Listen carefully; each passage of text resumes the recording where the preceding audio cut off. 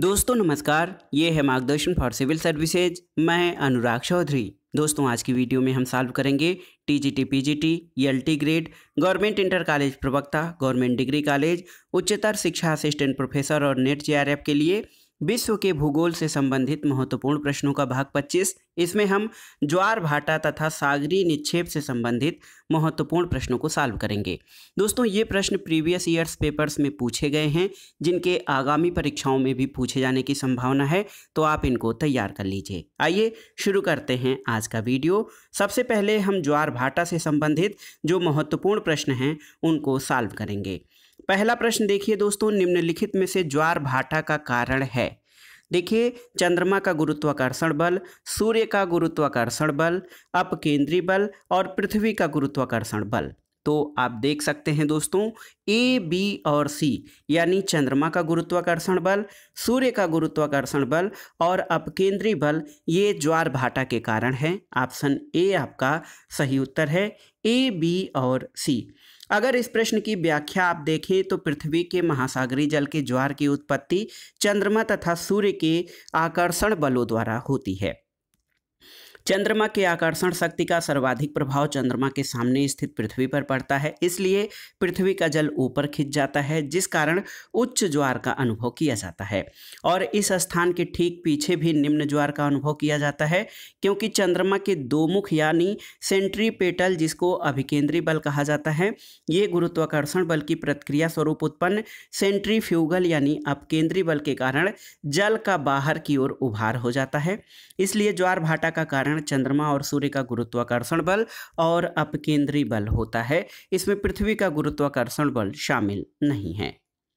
अगला प्रश्न है, किसी दो स्थान पर क्रमिक ज्वारों के मध्य अंतर होता है कितने समय का? तो याद रखिएगा 12 घंटे 26 मिनट। ऑप्शन सी आपका सही उत्तर है। दोस्तों किन्हीं दो स्थानों पर क्रमिक ज्वारों के मध्य 12 घंटे 26 मिनट का अंतर होता है। चूंकि आप जानते हैं कि पृथ्वी अपने अक्ष पर 24 घंटे में एक चक्कर लगाती है, इसलिए प्रत्येक 12 घंटे पर ज्वार आना चाहिए, लेकिन ज्वार प्रतिदिन लगभग 26 मिनट देरी से आता है।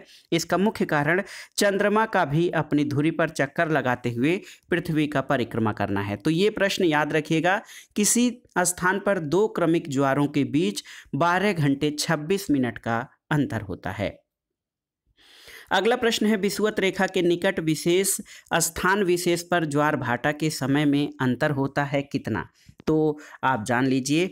देखिए दोस्तों, विषुवत रेखा के पास पूछा है, तो 24 घंटे में विशेष स्थान पर 2 बार ज्वार और 2 बार भाटा आते हैं, और इनमें 12 घंटे 26 मिनट के बाद ज्वार और ज्वार के बाद लगभग 6 घंटा 13 मिनट बाद भाटा आता है। इसलिए ज्वार भाटा के समय में अंतर 6 घंटा 13 मिनट का होता है और इसमें कोई भी अंतर नहीं है।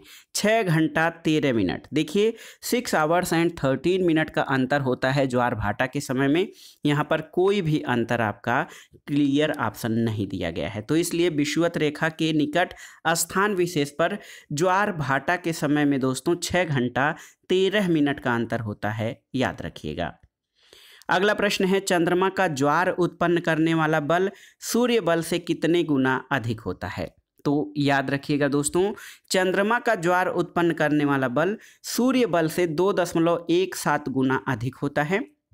और आप जानते हैं पूर्णिमा के दिन महासागर में बृहद ज्वार भाटा आता है, जबकि सप्तमी और अष्टमी को लघु ज्वार भाटा आता है।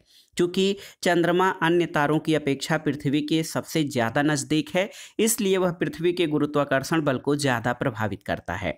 चंद्रमा की ज्वारोत्पादक शक्ति सूर्य की तुलना में लगभग 2.17 गुना अधिक है। तो याद रखिएगा, चंद्रमा का ज्वार उत्पन्न करने वाला बल सूर्य से लगभग 2.17 गुना अधिक है, क्योंकि चंद्रमा पृथ्वी के अधिक निकट है सूर्य की तुलना में। अगला प्रश्न है, सूर्य की अपेक्षा चंद्रमा का ज्वार भाटा उत्पन्न करने वाला बल कितना है? तो याद रखिएगा 2.17 गुना है, जो है चंद्रमा का ज्वार भाटा उत्पन्न करने का बल सूर्य से 2.17 गुना अधिक है। अगला प्रश्न है उच्च ज्वार का निर्माण होता है क्यों? तो देखिए चंद्रमा और सूर्य एक सीध में पृथ्वी को आकर्षित करते हैं, सही है। चंद्रमा और सूर्य दोनों विपरीत दिशाओं में पृथ्वी को आकर्षित करते हैं, सही है। ए और बी दोनों सही हैं, तो सही उत्तर ऑप्शन सी हो जाएगा दोस्तों। उच्च ज्वार का निर्माण सूर्य, पृथ्वी और चंद्रमा के एक सीध में आ जाने से होता है और इस स्थिति में पृथ्वी पर चंद्रमा और सूर्य के सम्मिलित गुरुत्वाकर्षण का प्रभाव पड़ता है और समुद्र में उच्च ज्वार का निर्माण होता है। उच्च ज्वार पूर्णिमा और अमावस्या को आता है जब सूर्य और चंद्रमा दोनों पृथ्वी के एक ओर होते हैं, इसको युति कहा जाता है। और जब सूर्य और चंद्रमा के बीच पृथ्वी की स्थिति होती है वियुत, तो उच्च ज्वार की स्थिति होती है। विकल्प सी आपका ए और बी दोनों सही हैं। अगला प्रश्न है लघु ज्वार के समय पृथ्वी की स्थिति कैसी होती है? तो सही उत्तर है लघु ज्वार के समय पृथ्वी की स्थिति समकोणिक होती है, ऑप्शन बी सही उत्तर है। अगला प्रश्न है जब सूर्य, चंद्रमा और पृथ्वी एक सरल रेखा में हैं तब ज्वार होगा किस तरह का? तो सही उत्तर है जब सूर्य, चंद्रमा और पृथ्वी एक सरल रेखा में होते हैं तब दीर्घ ज्वार की स्थिति उत्पन्न होती है।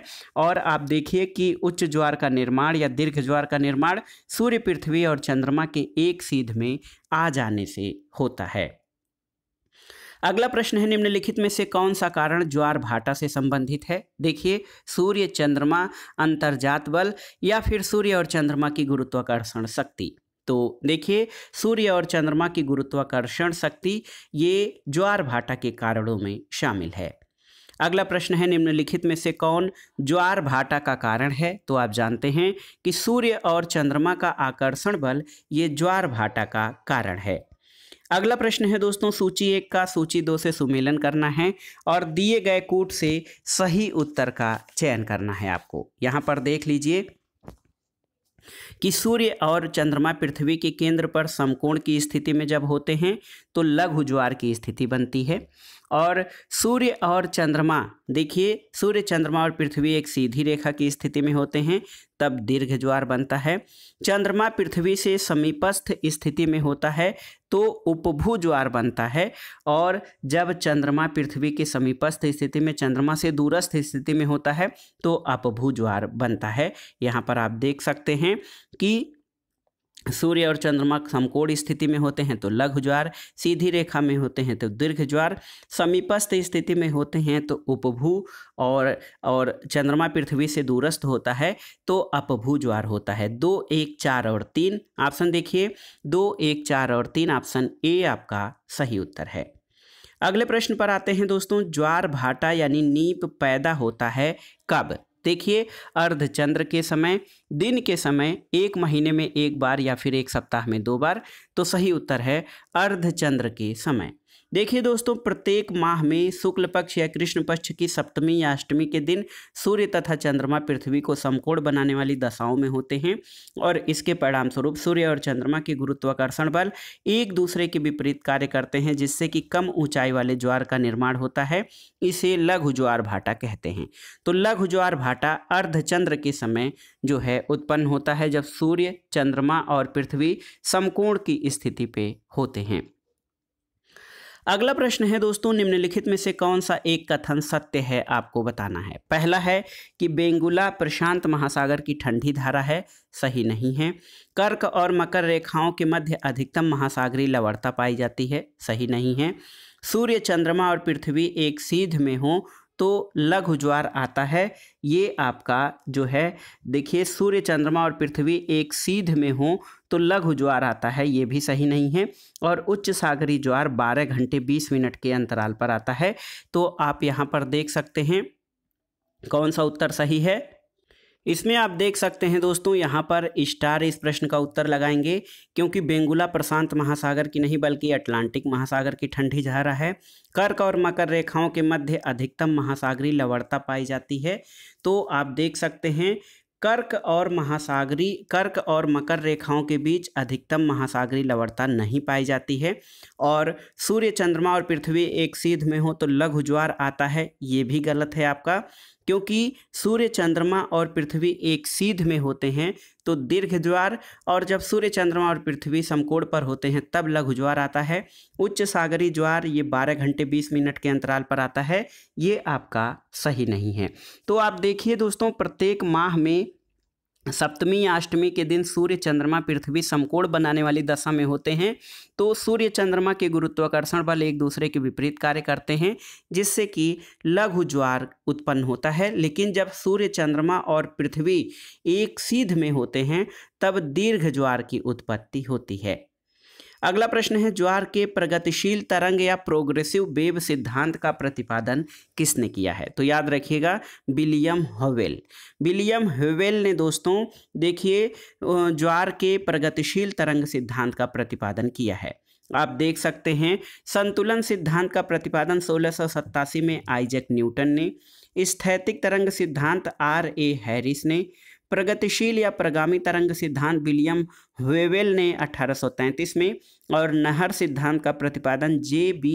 एयरी ने किया था। इसके अतिरिक्त लाप्लास ने 1755 में ज्वार का डायनामिकल या गतिक सिद्धांत दिया था। अगला प्रश्न है, देखिए ज्वार भाटा की उत्पत्ति संबंधी प्रगामी तरंग सिद्धांत किसने प्रतिपादित किया? तो ये हैं विलियम हवेल। और अगला प्रश्न है कि महासागरीय ज्वारों की उत्पत्ति के संबंध में निम्न सिद्धांतों में से किसका प्रतिपादन जॉर्ज एयरी ने किया था? तो जॉर्ज एयरी ने दोस्तों नहर सिद्धांत का प्रतिपादन किया है। ऑप्शन बी आपका सही उत्तर है। अगले प्रश्न पर आते हैं, ज्वार भाटा की उत्पत्ति से संबंधित निम्नलिखित में से किस सिद्धांत को दोलन सिद्धांत भी कहते हैं? तो याद रखिएगा दोस्तों, हैरिस के स्थिर तरंग सिद्धांत को जो है ये दोलन सिद्धांत भी कहा जाता है।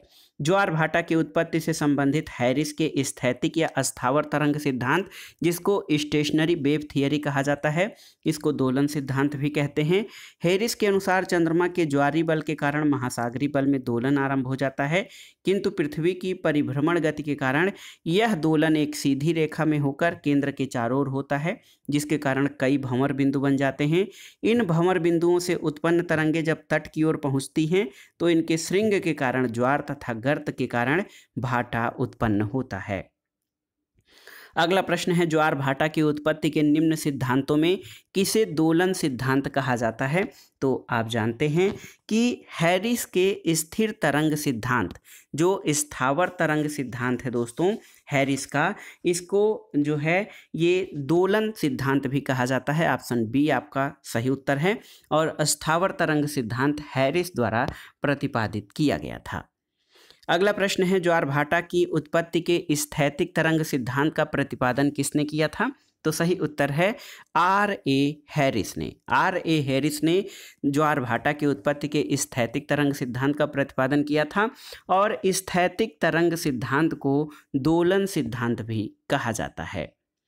अगला प्रश्न है दोस्तों, R.A. हैरिस ने ज्वार भाटा की उत्पत्ति से संबंधित निम्नलिखित किस सिद्धांत का प्रतिपादन किया था?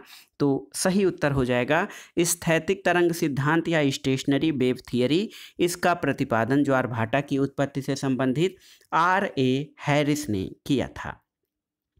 ये प्रश्न बहुत बार परीक्षाओं में पूछा गया है। देखिए, ज्वार भाटा की उत्पत्ति विषयक स्थिर तरंग सिद्धांत के प्रतिपादक कौन हैं? तो ये हैं हैरिस। हैरिस ने स्थिर तरंग सिद्धांत का प्रतिपादन किया है। यही प्रश्न फिर एक बार पूछा गया है टीजीटी में कि स्थिर तरंग सिद्धांत का प्रतिपादन किसने किया? तो याद रखिएगा हैरिस ने किया है। अगला प्रश्न है, निम्नलिखित में से कौन सा सिद्धांत ज्वार भाटा की उत्पत्ति से संबंधित सही नहीं है? प्रगामी तरंग सिद्धांत विलियम हवेल सही है। स्थैतिक तरंग सिद्धांत R.A. हैरिस सही है। संतुलन सिद्धांत सर आइजैक न्यूटन ये भी सही है। और हिमनद नियंत्रण सिद्धांत रेगिनाल्ड डेली ये आपका सही नहीं है, क्योंकि हिमनद नियंत्रण सिद्धांत प्रवाल भित्ति और एटाल निर्माण से संबंधित है, ज्वार भाटा से संबंधित नहीं है। तो ज्वार भाटा की उत्पत्ति से संबंधित प्रगामी तरंग सिद्धांत, स्थैतिक तरंग सिद्धांत और संतुलन सिद्धांत हैं। अगला प्रश्न है दोस्तों, सूची 1 का सूची 2 से सुमेलन कीजिए और दिए गए कूट के आधार पर सही उत्तर का चयन कीजिए। इसमें जे बी एयरी द्वारा नहर सिद्धांत का प्रतिपादन किया गया है। डब्ल्यू ह्वेवेल के द्वारा प्रगामी तरंग सिद्धांत का प्रतिपादन।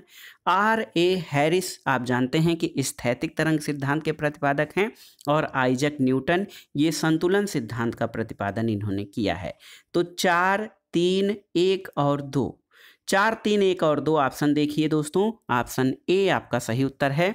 जी बी एयरी ने नहर सिद्धांत, डब्ल्यू ह्वेवेल ने प्रगामी तरंग सिद्धांत, आर ए हैरिस ने स्थैतिक तरंग सिद्धांत और आइजक न्यूटन ने संतुलन सिद्धांत का प्रतिपादन किया है।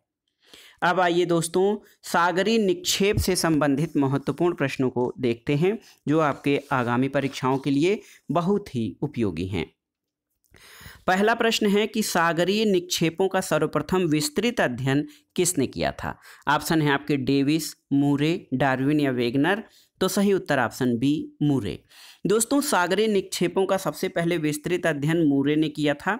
मूरे ने सागरीय निक्षेपों को 2 प्रकार से विभाजित किया है, स्थलीय या भूमिज निक्षेप और अगाध सागरस्थ या पैलेजिक निक्षेप। इनमें से भूमिज निक्षेप महासागरीय जलमग्न तटों और महाद्वीपीय ढालों पर पाए जाते हैं, जबकि पैलेजिक निक्षेप महासागरीय तली में अत्यधिक गहराई पर पाए जाते हैं। पैलेजिक निक्षेप बारीक पदार्थों से निर्मित होते हैं और उनका रंग लाल या भूरा होता है। भूमिज निक्षेप मोटे कणों से बने होते हैं, इनका रंग नीला, पीला या लाल हो सकता है। और जेनकिंस ने सागरीय निक्षेप को 3 प्रकारों में विभाजित किया है, अथाह गहराई के जमाव, छिछले जल के जमाव और तटीय जमाव। तो याद रखिएगा दोस्तों, सागरीय निक्षेपों का सबसे पहले विस्तृत अध्ययन मूरे के द्वारा किया गया था। अगला प्रश्न है, निम्नलिखित में से कौन सा गहन सागरीय निक्षेप नहीं है, आपको बताना है। तो सही उत्तर सिल्ट। सिल्ट दोस्तों गहन सागरीय निक्षेप नहीं है, जबकि ग्लोबिजेरिना पंख, रेडियोलेरियन पंख और लाल चीका ये गहन सागरीय निक्षेप हैं। लाल मृत्तिका, रेडियोलेरियन ऊज, डायटम ऊज, ग्लोबिजेरिना ऊज और टेरोपाड ऊज पैलेजिक निक्षेप के उदाहरण हैं, यानी गहन सागरीय निक्षेप के। नीली पंख, लाल पंख, हरी पंख, कोरल पंख और ज्वालामुखी पंख गहन सागरीय निक्षेप हैं। ये भूमिज पंख के भूमिज निक्षेप के अंतर्गत आते हैं। अगला प्रश्न है, निम्नलिखित में से किस एक को सागरीय हिमपात कहते हैं? देखिए, इसमें आपके दिए हैं महासागरीय तली पर सागरीय अवसादों के छोटे छोटे कणों का लगातार गिरना, महासागरीय सतह पर हितूल या स्नोफ्लोक्स का लगातार गिरना, महासागरीय तली पर सागरीय जीवों के नेक्टन समुदाय के अस्थिपंजरों का छिटपुट गिरना, या फिर उच्च अक्षांशों में लघु हिमकणों का सागरीय सतह पर लगातार गिरना। तो सागरीय हिमपात महासागरीय तली पर जो सागरीय अवसादों के छोटे छोटे कणों का लगातार गिरना, इसको सागरीय हिमपात कहते हैं। ऑप्शन ए आपका सही उत्तर है। दोस्तों, महासागरों में जल के अंदर सूक्ष्म आकार के छोटे छोटे अवसादों के सागरीय तली पर लगातार गिरते रहने को सागरीय हिमपात कहते हैं, और ये स्थलीय भागों पर गिरने वाले हिमतूल जैसा लगता है। अगला प्रश्न है, निम्न में से किस एक सिंधु पंख का निक्षेप अटलांटिक महासागर में सर्वाधिक है? लाल चीका, रेडियोलेरियन पंख, डायटम पंख या ग्लोबिजेरिना पंख। तो सही उत्तर है ऑप्शन डी, ग्लोबिजेरिना पंख का निक्षेप अटलांटिक महासागर में सर्वाधिक है। देखिए दोस्तों, ग्लोबिजेरिना पंख का निक्षेप अटलांटिक महासागर में लगभग 1.47 करोड़ वर्ग मील में विस्तृत है। अगला प्रश्न है, ग्लोबिजेरिना पंख की अधिकता किस महासागर में मिलती है? तो अभी अभी आपने पढ़ा है। देखिए दोस्तों, ग्लोबिजेरिना पंख जो है ये प्रशांत महासागर में सबसे अधिक क्षेत्रफल पर मिलती है। इसके पहले ऑप्शन में प्रशांत महासागर था नहीं, तो आप देख लीजिए, ग्लोबिजेरिना पंख की अधिकता प्रशांत महासागर में लगभग 2.5 करोड़ वर्ग मील क्षेत्रफल में फैली है, अटलांटिक महासागर में 1.47 करोड़ वर्ग मील में, और हिंद महासागर में 1.22 करोड़ वर्ग मील क्षेत्र में ग्लोबिजेरिना पंख की अधिकता है। रेडियोलेरियन जो ऊज है, रेडियोलेरियन ऊज का निक्षेप प्रशांत महासागर और हिंद महासागर में 20 20 लाख वर्ग मील क्षेत्र में फैला हुआ है। डायटम ऊज का निक्षेप उत्तरी प्रशांत महासागर में 40,000 वर्ग मील और दक्षिणी महासागरों में 1.07 करोड़ वर्ग मील में फैला है और समस्त महासागरों को मिलाकर 5 करोड़ वर्ग मील क्षेत्रफल पर लाल मृत्तिका का निक्षेप पाया जाता है। अगला प्रश्न है, इन महासागरीय निक्षेपों में से ग्लोबिजेरिना निक्षेप है क्या? देखिए, अकार्बनिक निक्षेप, जैविक निक्षेप, सागर तटीय निक्षेप या भूपिज निक्षेप। तो सही उत्तर है ऑप्शन बी, जैविक निक्षेप।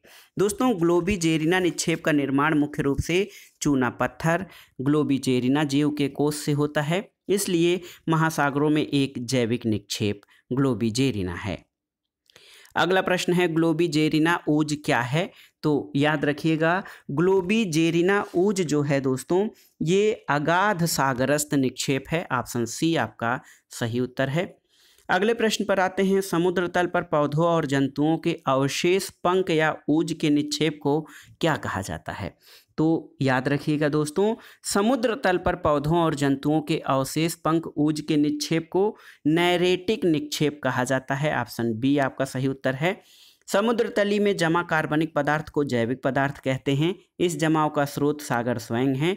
इसमें 2 वर्गों में बांटा जाता है, तट तलवासी या नैरेटिक पदार्थ और अगाध सागरस्थ या पैलेजिक पदार्थ। नैरेटिक पदार्थ के अंतर्गत जीवों के अस्थिपंजरों और वनस्पतियों के अवशेष को शामिल किया जाता है, जबकि पैलेजिक पदार्थ में विभिन्न प्रकार के शैवालों के अवशेष को शामिल किया जाता है। अगला प्रश्न है, पैलेजिक जमाव के पदार्थ प्राप्त होते हैं कहाँ से? देखिए, ज्वालामुखी पदार्थों से, शैवाल से, चट्टानों के रूपांतरण से या रासायनिक अपक्षरण से। तो सही उत्तर है शैवाल से। पैलेजिक जमाव के पदार्थ शैवालों से प्राप्त होते हैं। ऑप्शन बी आपका सही उत्तर है। अगला प्रश्न है, निम्नलिखित में से कौन बेलापवर्ती यानी पैलेजिक समुद्री निक्षेप है? ऑप्शन देखिए, ग्लोबिजेरिना, रेडियोलेरियन, डायटम या उपर्युक्त सभी। तो सही उत्तर हो जाएगा ऑप्शन डी, उपर्युक्त सभी। दोस्तों, महासागरों में मिलने वाले जीव और वनस्पतियों के अवशेषों तथा कार्बनिक तत्वों के निक्षेप को, जो कि महासागरों में बहुत अधिक गहराई पर पाए जाते हैं, इन्हें बेलापवर्ती या पैलेजिक निक्षेप कहते हैं। पैलेजिक निक्षेपों में भिन्न प्रकार की ऊज का वितरण सर्वाधिक मात्रा में पाया जाता है। समस्त सागरीय निक्षेपों को 0.4% भाग में टेरोपाड ऊज, 6.4 में डायटम ऊज, 3.4 में रेडियोलेरियन ऊज और 30.1 भाग में लाल मृत्तिका पाई जाती है। अगला प्रश्न है, निम्न में से कौन सा महासागरीय निक्षेप एक अबुंधी यानी बेलापवर्ती निक्षेप है? रेत, पंख, गाद, बजरी या फिर लाल मृत्तिका? तो सही उत्तर है लाल मृत्तिका। लाल मृत्तिका दोस्तों एक ऐसा महासागरीय निक्षेप है जो कि बेलापवर्ती निक्षेप का उदाहरण है। अगला प्रश्न है, प्रायः सभी सागरों में, ऑप्शन देखिए, तटवर्ती भागों में लाल मृत्तिका पाई जाती है, सही नहीं है। गहनतम भागों में लाल मृत्तिका पाई जाती है, सही है। उथले भागों में लाल मृत्तिका पाई जाती है, सही नहीं है। और उपर्युक्त में से कोई नहीं। तो सही उत्तर गहनतम भागों में या जो सबसे निचले भाग हैं वहां पर लाल मृत्तिका पाई जाती है। दोस्तों, प्रायः सभी सागरों के गहनतम भागों यानी नितल मैदान में लाल मृत्तिका पाई जाती है।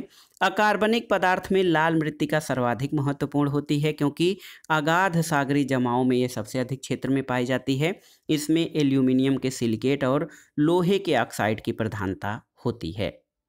अगले प्रश्न पर आते हैं, निम्नलिखित में से कौन सा निक्षेप महासागरों में सर्वाधिक गहराई वाले भाग में पाया जाता है? लाल मृत्तिका, डायटम पंख, लाल पंख या हरा पंख? तो देखिए, ये जीआईसी प्रवक्ता परीक्षा में पूछा गया है। सही उत्तर लाल मृत्तिका हो जाएगा, ऑप्शन ए। लाल मृत्तिका निक्षेप ये महासागरों में सर्वाधिक गहराई वाले भाग में पाया जाता है। अगले प्रश्न पर आते हैं दोस्तों। अगला प्रश्न आपका देखिए, निम्नलिखित निक्षेपों में से कौन महासागरों के सबसे गहरे भागों में पाया जाता है? तो याद है आपको, लाल मृत्तिका महासागरीय निक्षेपों के सबसे गहरे भाग में पाया जाता है। अगला प्रश्न है, ऊज या पंख क्या होता है? तो सही उत्तर है ऊज या पंक दोस्तों गहन सागरीय निक्षेप होता है। अगाध या गहरे सागर में पैलेजिक पदार्थ के अंतर्गत निचले सागर में या गहरे सागर में मिलने वाले शैवाल से निर्मित पदार्थों को शामिल किया जाता है। ये पदार्थ पंक के रूप में पाए जाते हैं जिनको कि ऊज कहा जाता है। ये गहन सागरीय निक्षेप होते हैं। इनको दो भागों में बांटा जाता है, चूना प्रधान ऊज और सिलिका प्रधान ऊज।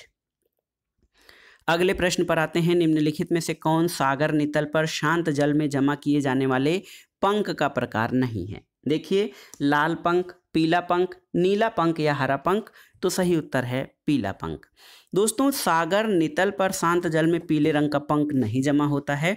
मूरे महोदय के अनुसार रंग के अनुसार समुद्र में पाए जाने वाले पंख को 3 रंगों में विभाजित किया जाता है, नीला पंख, हरा पंख और देखिए लाल पंख। पंख शांत जल में रासायनिक अपक्षय क्रिया के द्वारा निर्मित होते हैं और आकार में पंख मृत्तिका से छोटे होते हैं। अगला प्रश्न है, निम्नलिखित क्षेत्रों में किसमें डायटम पंख पाए जाते हैं? आपको बताना है। देखिए, निम्न अक्षांशों में, उच्च अक्षांशों में, भूमध्य रेखीय क्षेत्रों में या उपोष्ण समुद्रों में? तो सही उत्तर है उच्च अक्षांशों में। दोस्तों, डायटम पंख ये उच्च अक्षांशों में पाए जाने वाले जैव जनित सागरीय अवसाद हैं। डायटम ऊज का निर्माण अत्यंत सूक्ष्म पौधों के अवशेष से होता है। इसमें मृत्तिका का अंश भी पाया जाता है। इसमें सिलिका का अंश अधिक होता है, जबकि कैल्शियम का अंश 3 से 30% तक होता है। स्थल के निकट इसका रंग लाल, जबकि स्थल से दूर पीला या मटमैला होता है। अगले प्रश्न पर आते हैं। निम्नलिखित में से कौन सा एक जैव जनित सागरीय अवसाद है? देखिए, नीला पंख, डायटम ऊज, जिप्सम या फास्फेट, तो सही उत्तर है डायटम ऊज। दोस्तों, आप जान लीजिए कि डायटम ऊज जो होता है ये आपका जैव जनित सागरीय अवसाद है। अगला प्रश्न है, टेरोपाड पंख होता है क्या? देखिए, सिलिका प्रधान, चूना प्रधान, अकार्बनिक या फिर उपर्युक्त में से कोई नहीं, तो सही उत्तर है चूना प्रधान पंख होता है टेरोपाड पंख। दोस्तों, चूना प्रधान ऊज को 2 भागों में विभाजित किया जाता है, टेरोपाड ऊज और ग्लोबिजेरिना ऊज। मोलस्क जीव टेरोपाड द्वारा टेरोपाड ऊज या पंख का निर्माण होता है। इसमें कैल्शियम कार्बोनेट लगभग 80% तक पाया जाता है और अयनवर्ती सागरों के गर्म जल में ये ऊज 300 से 1000 फैदम के बीच पाई जाती है। दोस्तों, टेरोपाड पंख की स्थिति मुख्य रूप से मूंगे वाले क्षेत्रों में अधिक पाई जाती है और अधिक गहराई पर ये अदृश्य होने लगती है और 2000 फैदम के बाद ये पूर्णतया अदृश्य होने लगती है। तो याद रखिएगा। देखिए दोस्तों, टेरोपाड पंख चूना प्रधान पंख होता है। अगला प्रश्न है, अत्यधिक विस्तार में भूमिज निक्षेप कहाँ पर पाए जाते हैं? आर्कटिक तट पे, पूर्वी अफ्रीका तट पर, पूर्वी द्वीप समूह के तट या उत्तरी अफ्रीका तट? तो सही उत्तर है पूर्वी द्वीप समूह के समीप। दोस्तों, अत्यधिक विस्तार में भूमिज निक्षेप जो होते हैं वो पूर्वी द्वीप समूह के समीप पाए जाते हैं। स्थलीय या भूमिज निक्षेपों के पदार्थ मुख्य रूप से धरातली चट्टानों के विघटन या वियोजन से प्राप्त होते हैं और आप देख सकते हैं इन्हें पवन, नदियां आदि परिवहन करके महासागरों में लाती हैं। तो याद रखिएगा, अत्यधिक विस्तार में भूमिज निक्षेप पूर्वी द्वीप समूह के निकट पाए जाते हैं। अगला प्रश्न, महासागरीय निक्षेप और उनकी उत्पत्ति से संबंधित सूची 1 और 2 को सुमेलित करना है। इसमें देखिए, तट तलवासी पदार्थ ये सागरीय जीव जंतुओं तथा पादपों के मृत अस्थिपंजर होते हैं। अगाध सागरस्थ में शैवाल प्रकार होते हैं। टेरोपाड ऊज दोस्तों ये प्लवक मोलस्का के जीव कोष होते हैं और डायटम ऊज ये मृत्तिका अंशयुक्त अत्यंत सूक्ष्म पौधों के अवशेष होते हैं। तो महासागरीय निक्षेप और उनकी उत्पत्ति आपने देख लिया कि तट तलवासी पदार्थ ये सागरीय जीव जंतुओं और पादपों के मृत अस्थिपंजर होते हैं। अगाध सागरस्थ में शैवाल प्रकार के जो महासागरीय निक्षेप होते हैं। टेरोपाड ऊज की उत्पत्ति प्लवक मोलस्क के जीव के कोष द्वारा होती है और डायटम ऊज ये मृत्तिका अंशयुक्त अत्यंत सूक्ष्म पदार्थों के अवशेष से होता है। अब आइए अगले प्रश्न पर आते हैं और आज की वीडियो का आखिरी प्रश्न भी है कि प्लेशर निक्षेप पाए जाते हैं कहाँ पर?